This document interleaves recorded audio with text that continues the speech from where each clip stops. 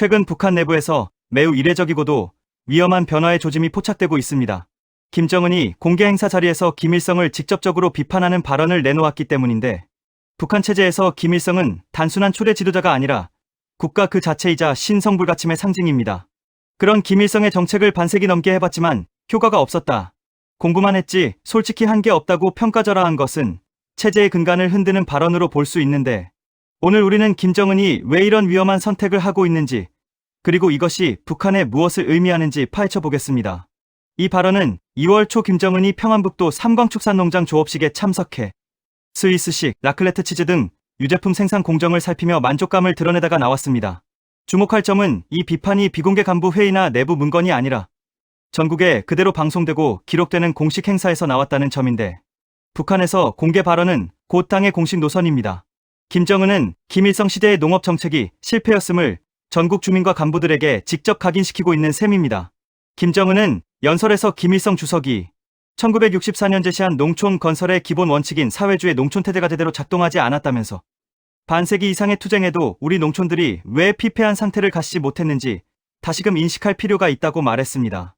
이어 솔직히 지난 시기 말 공부만 했다거나 별로 한 게 없다고 비난하며 반세기 이상 시행된 선대의 농촌 정책이 효과가 없었음을 사실상 시인했습니다. 이는 단순한 역사평가가 아닌데, 김정은은 지금 경제 실패의 책임을 현재에서 과거로 이동시키는 작업을 하고 있습니다.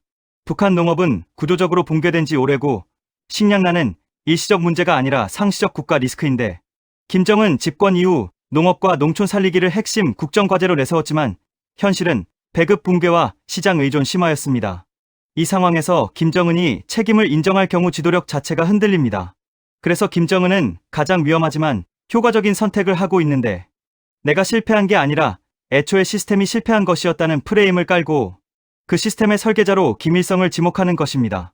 이렇게 되면 김정은은 무능한 지도자가 아니라 실패한 체제를 수리하는 개혁가로 포장되며 주민들이 겪는 고통조차 새 시대를 위한 개혁 과정의 희생으로 재해석될 수 있습니다.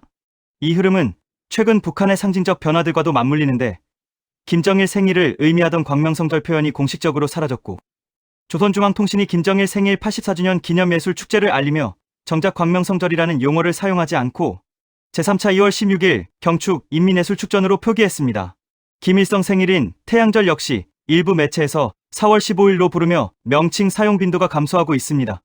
선대 지도자 중심의 벽화에서 김정은이 중앙에 배치되거나 단독 초상으로 등장하는 사례도 늘고 있는데, 이는 선대 우상화를 유지하되 그 위에 김정은을 올려놓는 구조입니다.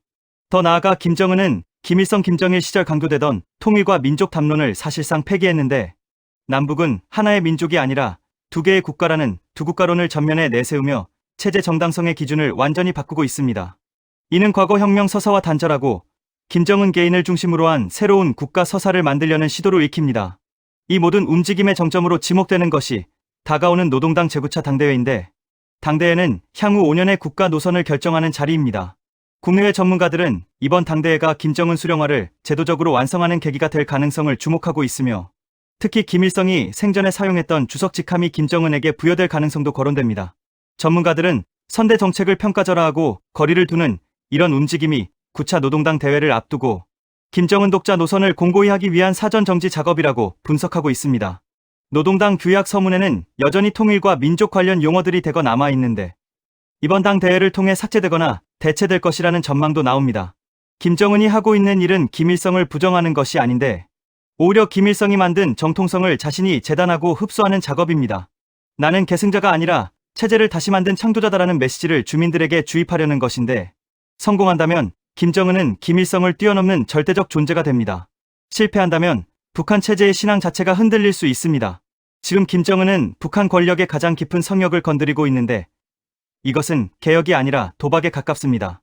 그리고 그 결과는 북한 내부뿐 아니라 한반도 정세 전체에 중대한 파장을 남길 가능성이 큰데, 2026년 노동당 제9차 당대회는 김정은이 김일성의 그림자에서 완전히 벗어나 자신만의 시대를 열 수 있는지, 아니면 체제의 근간을 흔들며 역풍을 맞을지를 결정하는 분수령이 될 것입니다.